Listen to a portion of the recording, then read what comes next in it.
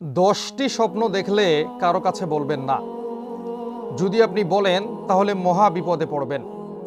1 number হচ্ছে, আপনি যদি নিজেকে আগুনে পুড়তে দেখেন, আপনার গায়ে আগুন লেগেছে বা আপনি কারো গায়ে আগুন লাগিয়ে দিয়েছেন বা আপনার বাড়িঘর বা ব্যবসা প্রতিষ্ঠান আগুনে পুড়ে যাচ্ছে, এইরকম স্বপ্ন যদি আপনি দেখেন কারো কাছে বলবেন না। যদি বলেন ভয়ঙ্কর বিপদে পড়বেন।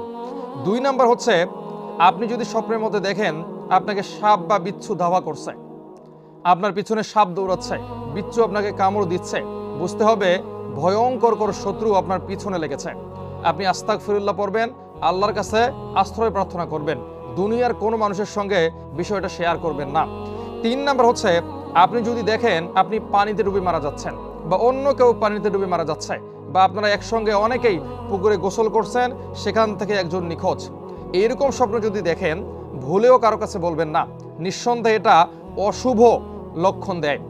4 নাম্বার হচ্ছে, আপনি যদি দেখেন আকাশ থেকে কিছু একটা পড়ছে, আগুনের গোলার মতো অথবা অন্য কিছু, বা তারা এখান থেকে ওখানে যাচ্ছে বা সূর্য এদিক থেকে ওখানে যাচ্ছে, এইরকম যদি আপনি স্বপ্নে দেখেন ভয়ঙ্কর স্বপ্ন, নিঃসন্দেহে এটা কারো কাছে শেয়ার করবেন না।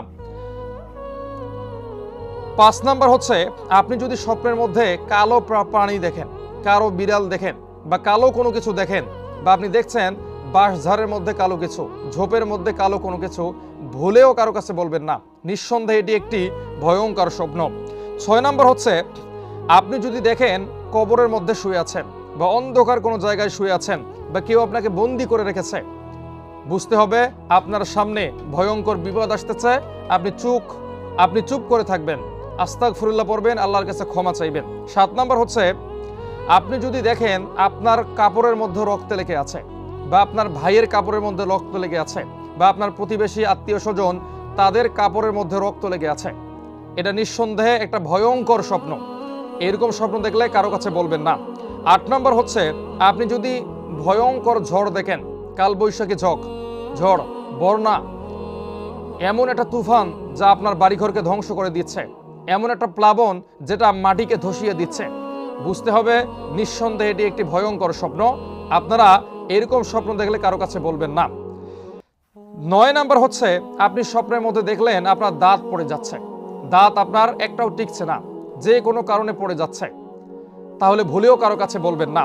আর 10 নাম্বার হচ্ছে, আপনি যদি দেখেন আপনি মারা গেছেন, আপনার দেহের অবস্থা খুবই খারাপ, আপনার শরীরটা চূর্ণ বিচ্ছন্ন, আপনার দেহটা বিচ্ছিন্ন হয়ে পড়ে আছে, আপনি কারো কাছে বলবেন না। এই 10টা স্বপ্ন যদি দেখেন, আপনার প্রথমত কাজ কি জানেন?